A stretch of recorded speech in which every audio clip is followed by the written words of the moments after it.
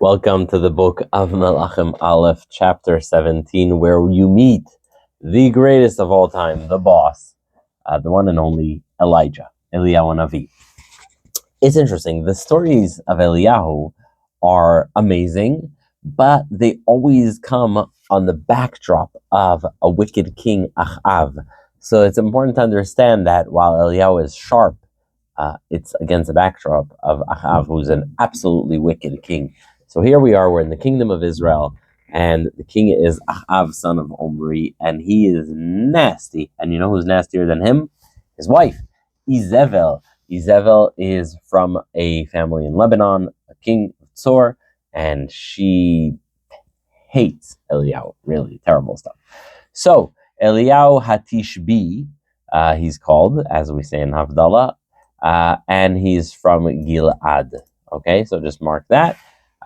He shows up one day. He's a prophet. He shows up one day. Well, we know now he is. He shows up one day at Ahav's doorstop, and he says to Ahav, he says, "I swear to you that," basically Hashem says, "I swear to you, Ahav, that it will no longer rain unless I say, because you guys have violated Hashem's word." And go tell him that. Now, next, after that, in the idea that Hashem tells him, go hide in a, I don't want to say a river, because it's more of a vadi. If you have ever been to Israel, you know it, where there's those canyons, small canyons with water going through it, a nachal. So it's sort of like a canyon with a stream in the desert. And so Hashem says to Eliyahu, go hide in this Nachal Crete that is right near the Jordan, and you're going to drink from the water of the stream, and you're going to eat, because the crows are going to bring you food, wild stuff.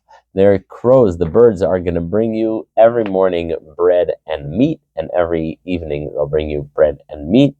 And in fact, it stopped raining. After a year, it dried up because there was no rain. So even the stream of water that Eliyahu was drinking from has now dried up. And so Hashem says to him, all right, you got to relocate.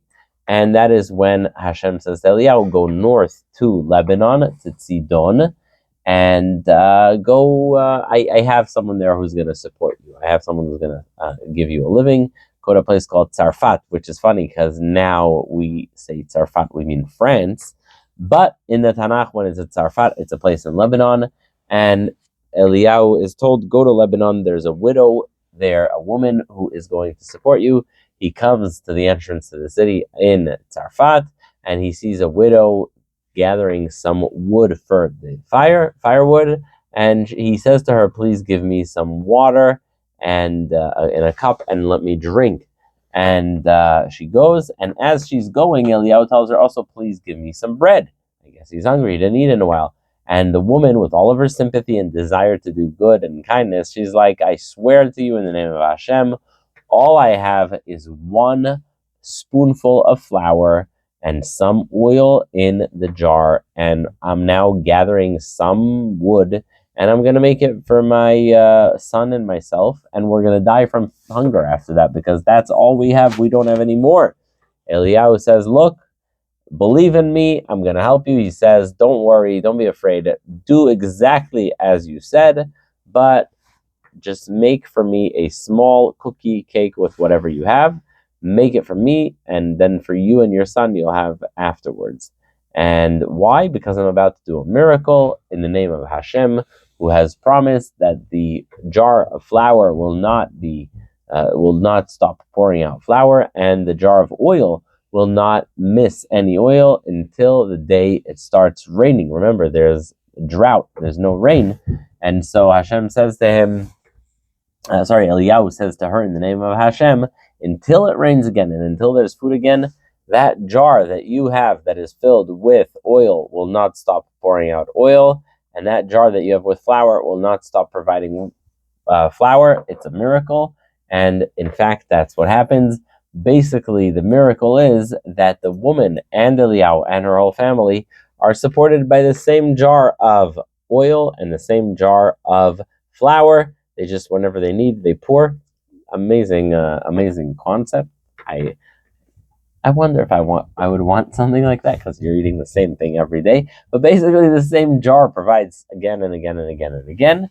However, sad news: the woman's son one day becomes so sick that he passes away, and she turns to Eliyahu and she says, "Excuse me, you came here, and that caused Hashem to look negatively on me, because he's like, wow, who is she compared to Eliyahu? Clearly, my son died because you rung up my sins." That's what she tells Eliyahu. And Eliyahu says, "Let me see your son." He takes her son from her arms, brings it up to the attic where he's sitting, puts him on the bed, and he cries out to Hashem words that might be familiar to you from Moshe. Remember when Moshe says, "Lama hareyota la'am hazeh," why have you done bad to this people? When Paro makes slavery more difficult, Eliyahu turns to Hashem and he says, "Hashem, why did you? Is it also this widow that you're going to make her life worse?" Remember, Eliyahu feels guilty because he's the one who told that the people of Israel will not have any more water. So he feels like he's bringing a lot of punishment. He prays for the child 3 times. Hashem listens to him, and the child comes back to life. Eliyahu brings him back down from the attic and says to his mom, "Look, he's alive." And she says, "Now I know you're a true man of God." And that is the short and lovely Perek Yud Zayin, chapter 17, where you have the story of Achav being told by Eliyahu there's going to be no more water. Eliyahu goes to hide in the Nachal, where he eats bread and meat from the mouths of the crows. Eventually, he goes to Tzarfat, to the woman who's a widow. She feeds him miraculously. The oil keeps pouring out. The flour keeps pouring out. That's chapter 17. If you want an epic story, a battle, a showdown, then your next chapter is chapter 18, Melachim I, Perek Yud Chet, the showdown between Eliyahu and prophets of the Baal. Yikes.